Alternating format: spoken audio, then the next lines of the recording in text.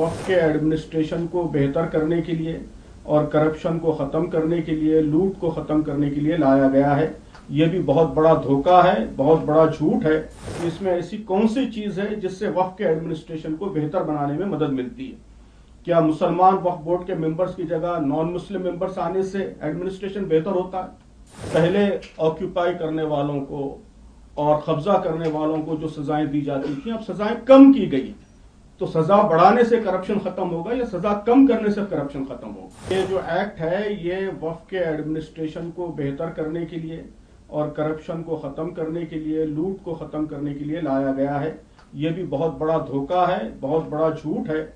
इस एक्ट में एक सिंगल आर्टिकल भी ऐसा नहीं है, एक सिंगल पॉइंट भी ऐसा नहीं है जिससे एडमिनिस्ट्रेशन को बेहतर बनाने में मदद मिलती है।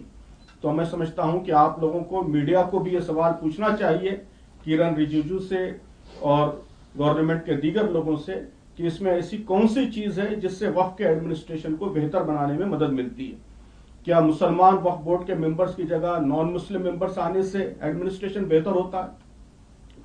क्या गवर्नमेंट अपॉइंटेड जो एक्सक्लूसिव वक्फ ऑफिसर है उसको हटाकर कलेक्टर के हवाले करने से करप्शन खत्म होता है?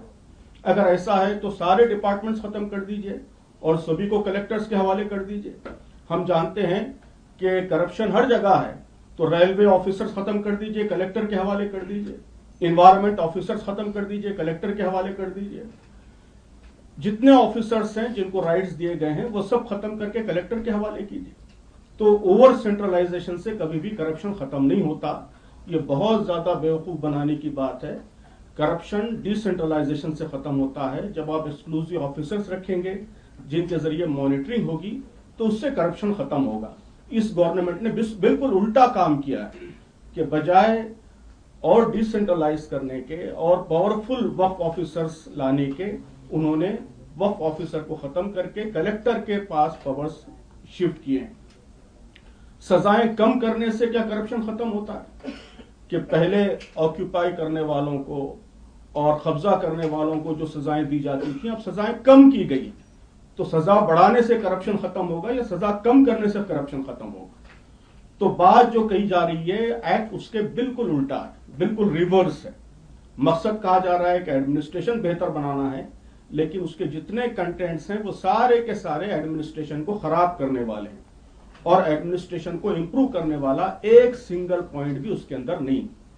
तो ये बहुत अफसोस की बात है कि गवर्नमेंट भी इसी तरह गलत बात फैलाने की कोशिश कर रही है और हमारे मीडिया में भी इसी तरह का डिबेट चल रहा है। तो मैं आप लोगों से भी ये गुजारिश करूंगा कि सिंसियर क्वेश्चंस गवर्नमेंट के सामने रखिए और सही बात लोगों के सामने लाने की कोशिश कीजिए।